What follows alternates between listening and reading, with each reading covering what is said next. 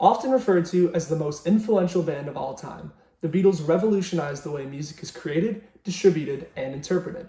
The four core members of John, Paul, George, and Ringo are still held among the most influential musicians of all time, and their creative ability and talent in songwriting is unlike anything music has seen before. In a small school in 1956, John Lennon played in a band with a few classmates called the Quarrymen. From here, John met Paul McCartney, who asked to join his band as the rhythm guitarist. Local guitarist George Harrison was adamant about joining the band, and after a few months of convincing, he joined with support from Paul. As of 1959, John's friends had left the band, and the three members were playing on and off under multiple different names, unable to find a drummer. Stuart Sutcliffe, a friend of John, suggested the name The Beatles as a tribute to Buddy Holly and the Crickets. The name was tweaked and changed, and eventually the band decided on The Beatles. After shifting through a few band members, drummers, and making Paul the bassist, the Beatles were playing venues in the underground scene and becoming very popular in Liverpool. But they were looking for the next step forward, the next step that would push them from a local band to a household name that every man, woman, and child in Britain would want to see. Their leap forward came in the event of meeting music columnist and local store owner Brian Epstein, who became the band's official manager in 1962, and in many's opinion, is largely responsible for the Beatles' stylistic choices and their success. After recording sessions with various labels, in late 1962, Brian Epstein talked his way into a deal with EMI's record label, managed by George Martin, who would later go on to work with the band in prior years, and would later become the secret fifth Beatle, working under the radar and helping the Beatles produce. In one of their first recording sessions, George was unhappy with their current drummer, Pete Best, and suggested that the Beatles hire a session drummer, brought in by George Martin. The drummer's name was Ringo Starr. The introduction of Ringo and his swinging style approach to the drums shook up the band, and from here, the Beatles started their world domination. The Beatles had now released 3 singles, Please Please Me, Love Me Do, and P.S. I Love You.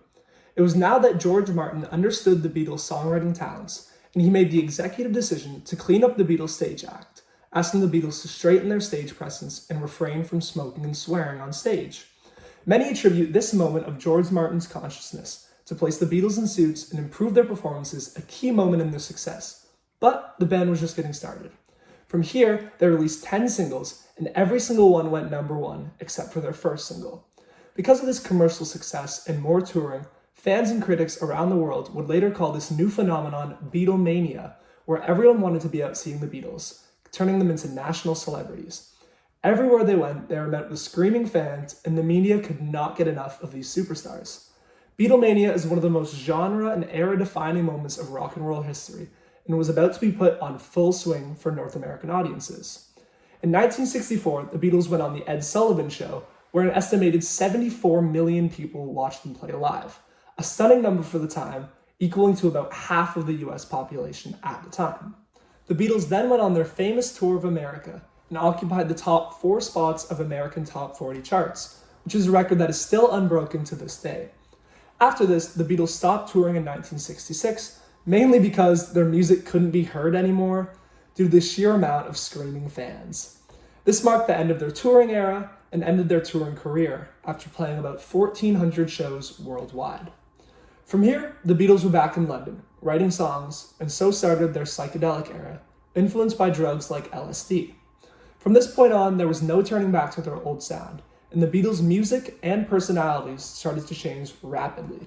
The release of Sgt. Pepper's Lonely Hearts Club Band in 1967 marked a cultural shift in the Beatles' music, changing from cheery pop singers to hippie revolutionaries, mixing psychedelic experimental rock sounds with unconventional recording techniques, completely changing their legacy and giving their band a new name. The psychedelic experimentation continued for a few years prior as the band traveled to India, picked up foreign instruments, and continued to make records that blew preconceived notions of pop artists out of the water. Magical Mystery Tour was released in 1967 as well, and saw the newest of the Beatles' futures of songwriting.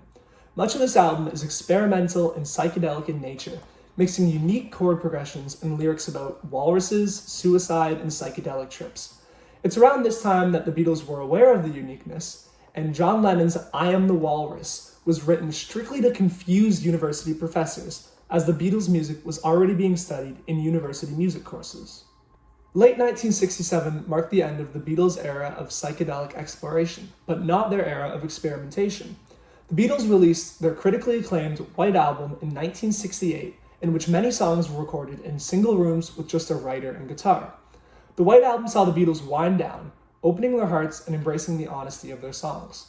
Which much of the album seems unfinished and unpolished, it is the neglection of a polished sound that showed many new personalities of the band, featuring 30 songs, much shorter and fresher, and the album sounded new for a pop band, one that still holds up 56 years later. With tensions in the band arising due to many creative differences on the album, the band set out to create one final album, one that would end their legacy and cement them as the legendary songwriters that they are today.